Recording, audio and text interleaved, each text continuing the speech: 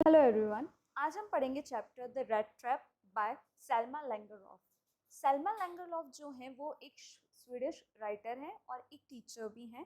उसके अलावा ये सेल्मा लैंगरलॉफ है, ये पहली ऐसी विमेन है जिनको लिटरेचर के अंदर नोबेल प्राइज़ मिला हुआ है।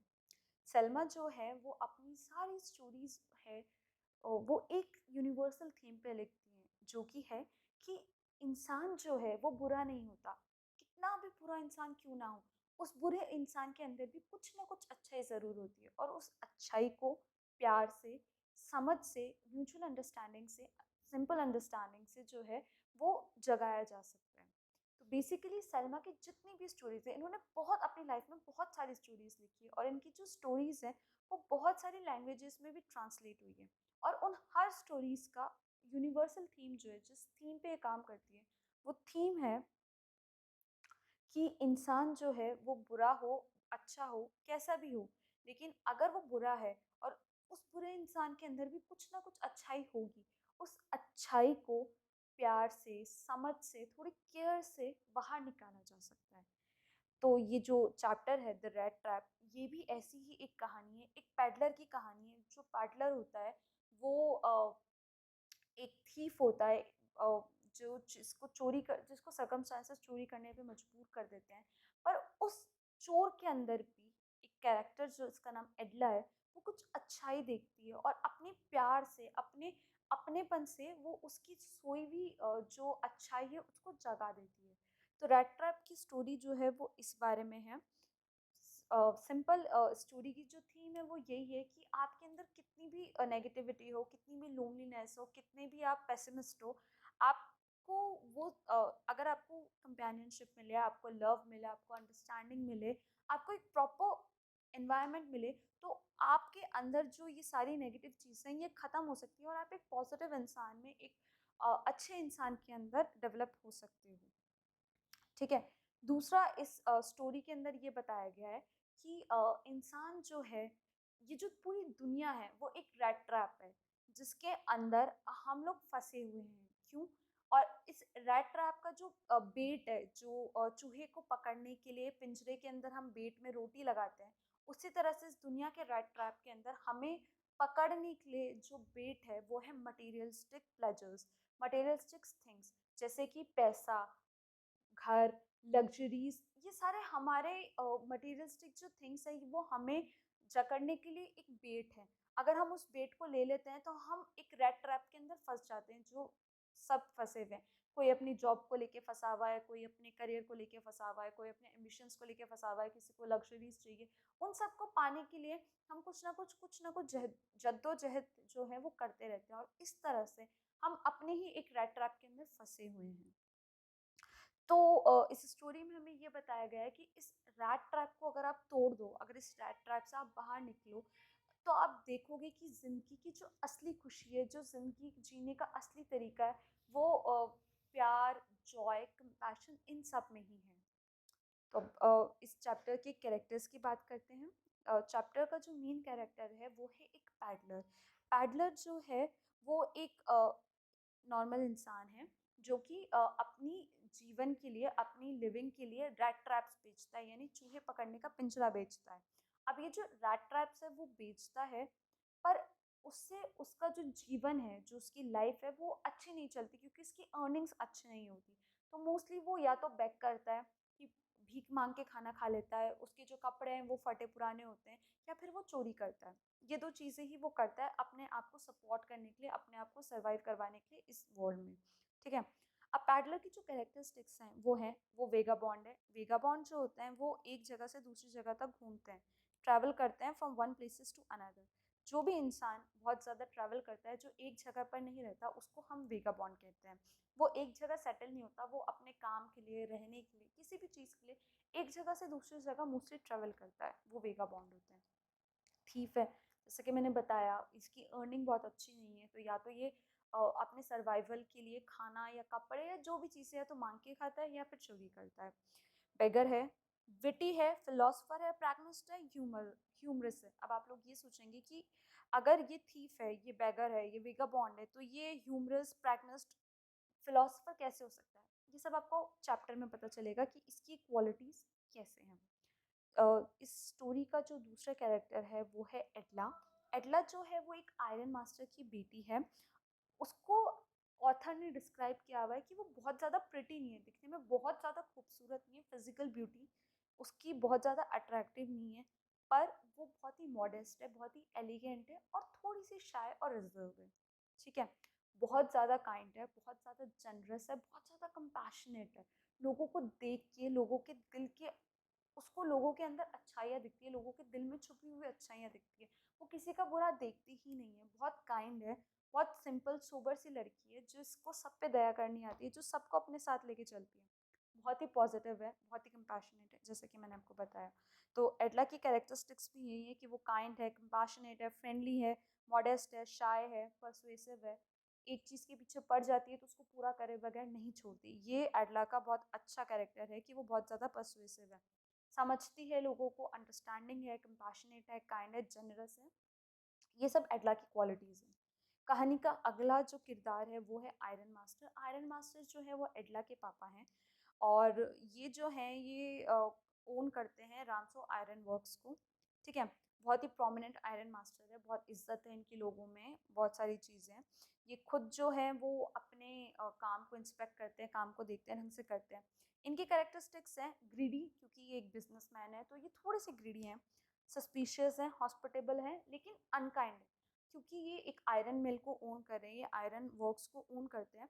तो ये जो है ये थोड़े से हॉटी हैं, थोड़े से एरोगेंट हैं, जो बाय नेचर इनमें आ गया है क्योंकि ये कहीं के ओनर है, इनके नीचे बहुत सारे लोग काम करते हैं, इसलिए चीज़ों को लेके थोड़ा सा डाउट में रहते हैं कि यार ये ऐसे हो सकता है या ये ऐसे हो सकता है, क्या ये कह रहा है वो सच कह रहा है या ये कह रहा है वो झूठ कह रहा है। ये सब इनकी क्वालिटीज़ है। कहानी में एक और किरदार है जो कि है क्रॉफ्टर। क्रॉफ्टर जो है वो एक बुजुर्ग इंसान है जिनके पास अपनी गाय को बेच के 30 क्रोनॉर्स होते हैं। क्रोनॉर्स जो है वो स्वीडन की करेंसी है। ये स्टोरी जो है, ये पूरी स्टोरी जो है ये स्वीडन के अंदर लिखी गई है क्योंकि जो हमारी ऑथर है वो भी स्वीडन से हैं, वो एक स्वीडन ऑथर है। तो इसीलिए ये जो स्टोरी का इन्होंने सेटिंग रखी है, जो इन्होंने स्टोरी का सेटिंग को इन्होंने स्वीडन को इम्पोर्टेंस दी है, स्वीडन के बारे में बताया गया है। तो जो क्रोनोर्स करेंसी जिसकी मैं बात कर रही हूँ वो स्वीडन की है। तो जो ओल्ड मैन है, जो क्रॉफ्टर है, वो एक बुजुर्ग इंसान है जिनके पास एक घर है और एक रात ये जो हमारा पैडलर है वो उनके घर में रुकने जाता है। इनके पास 30 क्रोनोर्स होते हैं और वो क्रोनोर्स जो होते हैं वो उन्होंने अपनी गाय को बेच के लिए हुए होते हैं। अभी जो ओल्ड मैन होता है ना, ये अकेला रहता है, ये लोनली है। तो इसीलिए इसका जो नेचर है बहुत लवली है, बहुत काइंड है, बहुत गलिबल है, बहुत जनरस है, लोगों को अपने दोस्त, बहुत दोस्ताना इसका बिहेवियर है। तो अगर कोई इससे मदद मांगने चाहता है तो ये एकाएक किसी को मना नहीं करता, ये सबको अपने घर में बुलाता है, बुलाकर उनके साथ अच्छा बिहेव करता है, उनको अच्छा फ्रेंडली करता है और खुश करके भेजता है। तो ये सारे कैरेक्टर्स हैं। अब हम चलते हैं स्टोरीज पे। तो स्टोरी जो है वो स्टार्ट होती है एक रेड टैप पैडलर से। जो रेड ट्रैप यानी चूहे बेचने का पिंजरा जो इंसान बेचता है वो पैडलर है। ठीक है, ये पैडलर जो है ये अच्छी कंडीशन में नहीं है क्योंकि इसकी जो लिविंग है वो उसको जो उसका मोड ऑफ अर्निंग है वो उसको उतना नहीं दे पाता जिससे कि अपनी ज़िंदगी अच्छे से बिता पाए। तो ये या तो मांग कर खा लेता है या फिर चोरी करके खाता है, मतलब अपने आप को सपोर्ट करने के लिए कुछ ना कुछ ऐसा काम करता है। तो जब इसलिए इसकी जो फिजिकल अपीयरेंस है वो कुछ ऐसी है कि उसका चेहरा जो है वो अंदर धंसा हुआ है, आंखें निकली हुई हैं बाहर, जो कपड़े हैं वो फटे पुराने हैं, रैग्स बने हुए हैं उन पे, तो बिल्कुल अच्छी कंडीशन में नहीं रह रहा। इसी कारण से इसके अंदर जो दुनिया को लेकर चीज़ें हैं, जो दुनिया की अ, दुनिया को देखकर इसके मन में जो ख्याल आते हैं वो बहुत नेगेटिव आते हैं क्योंकि ये जिसको भी देखता है उसको लगता है कि ये इंसान मुझसे ज़्यादा खुश है, मुझसे ज़्यादा हैप्पी है, मुझसे ज़्यादा इसकी अर्निंग है, मुझसे ज़्यादा सेटिस्फाइड है। तो ये लोगों को देख के अंदर ही अंदर जलता रहता है। और अचानक से, जैसा जिसको फिलोसफर मैंने बताया, तो इसके दिमाग में फिलॉसफी आती है कि जो दुनिया है ये एक रैट ट्रैप है जिसके अंदर हम फंसे हुए हैं और हमारे लिए जो पेट्स इस दुनिया ने दे रखे हैं वो दे रखे हैं मटीरियलिस्टिक प्लेजर्स, जिसके लिए हम भागते रहते हैं, हम पूरी मेहनत करते हैं और हम इसमें फंस के अपने अपने को भूल चुके हैं। इस दुनिया को हम एक रैट ट्रैप बना चुके हैं, हम खुद उस दुनिया में अपने बनाए हुए उस पिंजरे में जकड़े हुए हैं। इस दुनिया में हर इंसान ने अपने लिए एक पिंजरा बनाया हुआ है और उस पिंजरे का वेट जो है वो उसने सेलेक्ट किया हुआ है कि इसका वेट ये होगा, उसका वेट वो होगा। तो उस कारण से सब इंसान अपने ही बनाए हुए एक पिंजरे में कैद है, कोई भी उस पिंजरे से आज़ाद नहीं होना चाहता।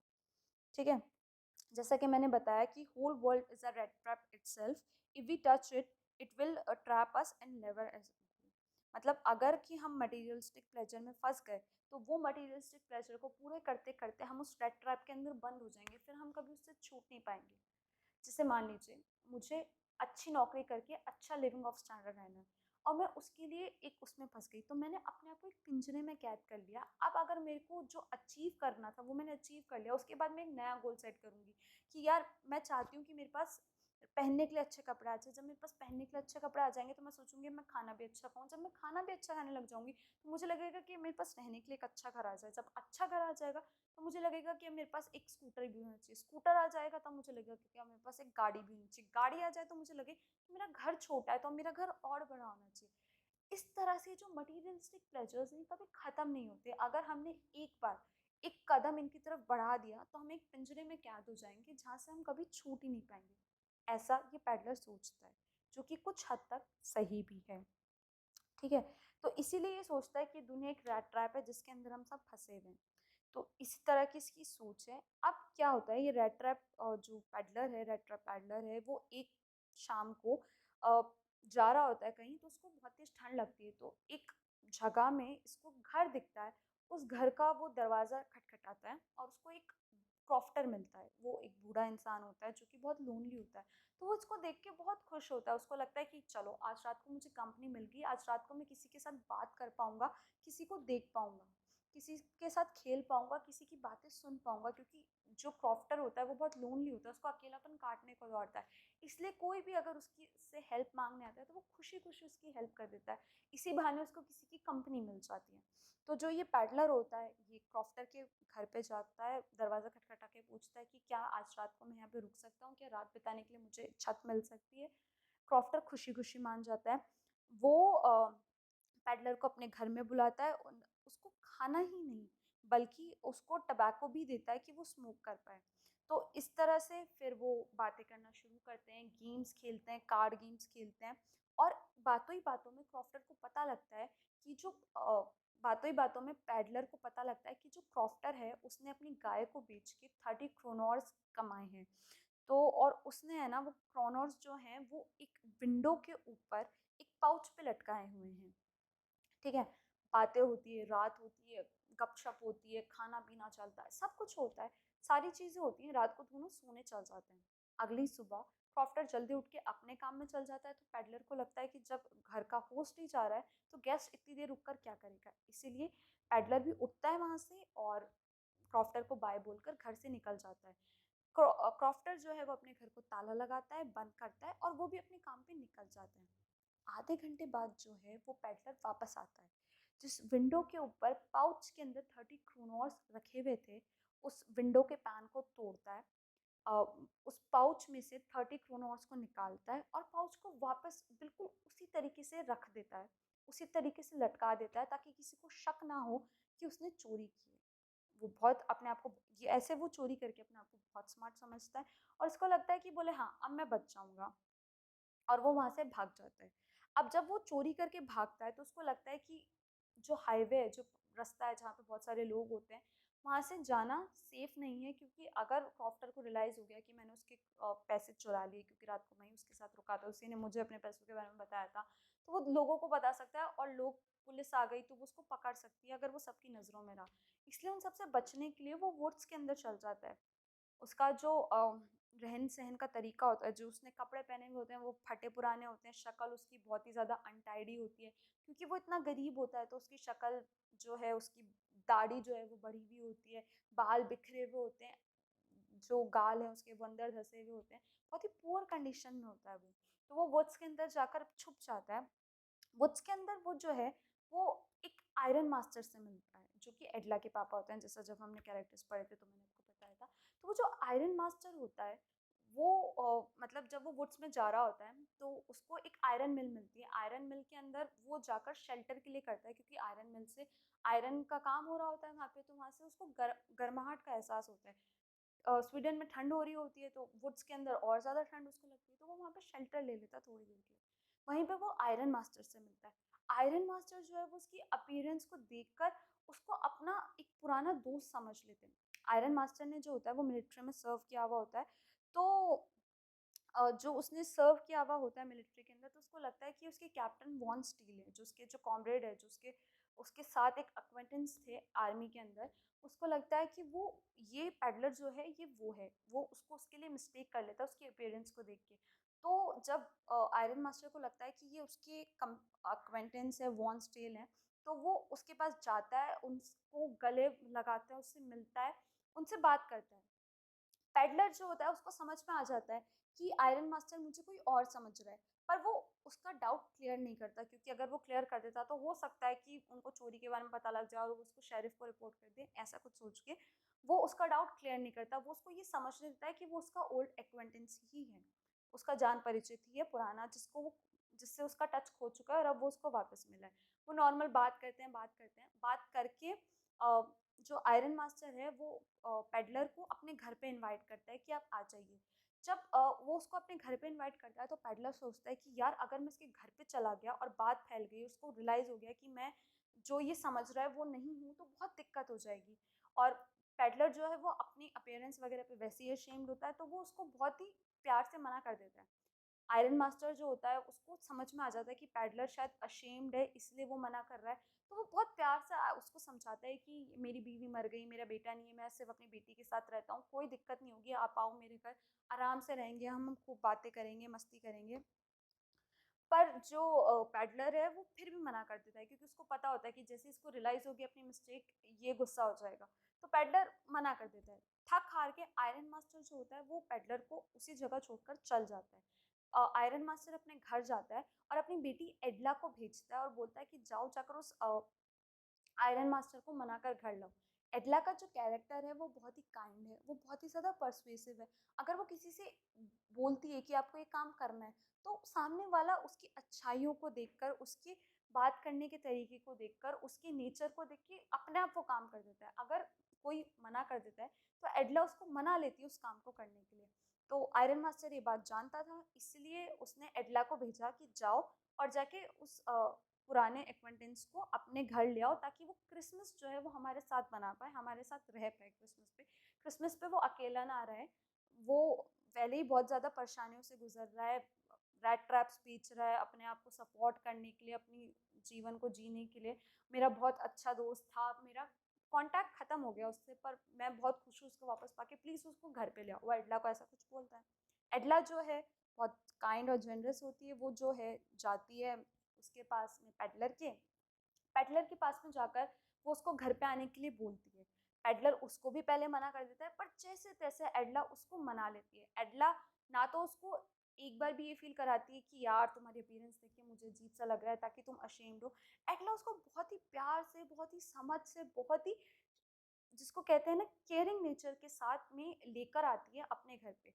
उसका उतना सारा कुछ एटीट्यूड देखकर पेडलर जो है वो ऑटोमेटिकली मान जाता है। उसको लगता है कि मेरे जैसे इंसान से कोई इतना प्यार से बात कर रहा है, कोई इतनी मुझे इम्पोर्टेंस दे रहा है, तो वो एडला को मना नहीं कर पाता और वो एडला के साथ चल जाता है। जब वो एडला के साथ चलकर उसके घर जा रहा होता है, तो बैक ऑफ द माइंड उसके चल रहा होता है कि यार मैंने है ना उस क्रॉफ्टर के साथ बहुत गलत किया, वो बेचारा वैसे ही अकेला रहता था और मैंने उसके 30 क्रोनोर्स और चुरा लिए, मैंने गलत किया। लेकिन वो ये सोच रहा था कि कोई बात नहीं, अब तो चुरा लिया, अब मैं क्या कर सकता हूँ, मुझे भी जीना है, मेरी भी ज़िंदगी है।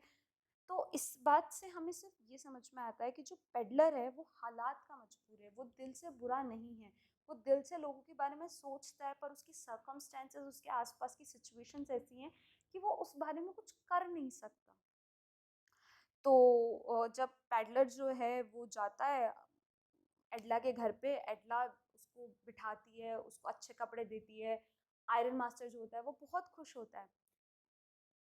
पेडलर जो होता है वो अपनी अपीयरेंस को चेंज करता है, अपने बाल बाल बनाता है, मुंह वूह धोता है, शेविंग करता है, बहुत बिना बियर्ड के आता है, अच्छा सा सुंदर सा बनकर आता है। अनटाइडी लुक से बहुत टाइडी होता है और वो एडला और आयरन मास्टर के सामने जाता है। जब आयरन मास्टर उसको देखते हैं, देख के उनको रियलाइज़ हो अपनी गलती समझ में आती है, उनको पता लगता है कि ये उनका ओल्ड एक्वेंटेंस नहीं है। तो वो जो है वो उसको बोलते हैं कि बोले यार तुम ऐसे मेरे घर में कैसे आ गए, अब मैं तुम्हें पुलिस के हवाले करूँगा। तो जो पेडलर होता है वो आयरन मास्टर को सिंपल ये बोलता है कि बोले मैंने तो तुम्हें कहा नहीं था कि मैं तुम्हारा ओल्ड एक्वेंटेंस हूँ, तुम ही मेरे पीछे पड़े थे। मैं तुम्हारे घर आना भी नहीं चाह रहा था, तुम ही मुझे अपने घर ज़बरदस्ती लाए। फिर भी मुझे कोई प्रॉब्लम नहीं है, तुमने जो मुझे पहनने के लिए कपड़े दिए हैं, मैं ये खोल के अपने फटे पुराने कपड़े पहन के वापस चल जाता हूँ। पर तब तक आयरन मास्टर को लगता है कि यार ये ऐसे वुड्स के अंदर मुझे मिला इस कंडीशन में, तो ज़रूर इसने कुछ गड़बड़ की होती है, तो मैं इसको शेरिफ के पास ही भेजूंगा। उसको पुलिस के हवाले करने दे रहे होते हैं। इस बात से पेडलर जो होता है वो गुस्सा होता है। तो बीच में एडला आती है और एडला आके अपने पापा को समझाती है कि हमने इसको क्रिसमस के लिए इनवाइट किया है, हमने इसको प्रॉमिस किया था कि क्रिसमस हमारे साथ सेलिब्रेट करेगा। अब हम इसे अगर बिना क्रिसमस को सेलिब्रेट कराए भेज देते हैं तो वो चीज़ बिल्कुल गलत है, हम ऐसा कुछ भी नहीं करेंगे। एडला अपनी काइंडनेस दिखाती है और उसको क्रिसमस पे रहने के लिए बोल देती है। एडला इतनी परसुएसिव होती है तो आयरन मास्टर भी मान जाता है। वो बोलता है ठीक है, अगर तुम कह रही हो तो कोई बात नहीं, मैं इसको रहने देता हूँ और ये यहाँ पे रुक सकता है। और वो क्रिसमस का सेलिब्रेट करते हैं। क्रिसमस के सेलिब्रेशन के टाइम पे जो है एडला उसको एक सूट गिफ्ट करती है एज अ क्रिसमस प्रेजेंट। और एडला जो है वो पेडलर को ये भी बोलती है कि अगर आप अकेले हो, आपको के पास क्रिसमस सेलिब्रेट करने के लिए कोई भी नहीं है, तो आप अगला क्रिसमस जो आएगा वो भी आप हमारे साथ हमारे घर पे सेलिब्रेट कर सकते हो। एडला की इतनी सारी अच्छाइयाँ देखने के बाद जो पेडलर है वो उससे बहुत इम्प्रेस होता है। उसके अंदर जो उसकी अच्छाई छुपी हुई थी, पेडलर के अंदर जो अच्छाई उस कहीं उसके दिल में कहीं छुपी थी, वो बाहर आ जाती है। उसको अपनी गलतियों के बारे में रियलाइज़ होता है। उसको लगता है कि एक अनजान शख्स को ये लड़की इतना प्यार दे रही है, इतना अपनापन दे रही है, तो मैं जो कर रहा हूँ वो सच में बहुत ज़्यादा गलत है। उसको जब ये चीज़ रियलाइज़ होती है तो अगले दिन क्रिसमस वो ये चीज़ सोचते सोचते सो जाता है। अगले दिन क्रिसमस के अगले दिन एडला और उसके जो फादर होते हैं वो चर्च में जाते हैं। चर्च में जाते हैं तो उनको रियलाइज़ होता है जब लोग बातें करते हैं, क्योंकि बहुत छोटी सी जगह होती है। तो चर्च में जाते हैं तो लोग रियलाइज़ करते हैं कि किसी ने क्रॉफ्टर के 30 क्रोनॉर्स को चुरा लिया है। तो जब वो उसको 30 क्रोनॉर्स को चुराने की बात सुनते हैं तो उनको रियलाइज़ होता है कि जो इंसान उनके घर पे रुका हुआ है वो वाक़ई में ही एक फ्रॉड है, एक धोखेबाज है, और वो जो चीज़ें हैं वो चुरा कर लेके जा रहा है। वो इस डर से जल्दी से चर्च से अपने घर जाते हैं। उनको लगता है कि कहीं उस इंसान ने हमारे घर से कुछ ना चुरा लिया, कुछ इम्पोर्टेंट चीज़, कुछ कीमती सामान चुरा ना लिया, इसलिए वो भागकर अपने घर जाते हैं। जब वो अपने घर जाते हैं तो उनको पेडलर जो होता है वो कहीं नहीं मिलता। पर इसमें एक ये चीज़ है कि जो जितना भी सिल्वर का सामान होता है वो सब उनके घर पे यूं क्यों इंटैक्ट रहता है। उनके घर में सिल्वर का बहुत सारा सामान होता है जो कि बहुत कीमती होता है उनके लिए। तो उनको लगता है कि पेडलर वो सामान चुरा के ले जा चुका होगा। पर जब वो घर जाते हैं तो वो देखते हैं कि पेडलर जो है वो अपना सारा सामान जो उनका है वो वहीं छोड़ रखा होता है। पेडलर ने कुछ भी चोरी नहीं किया होता है।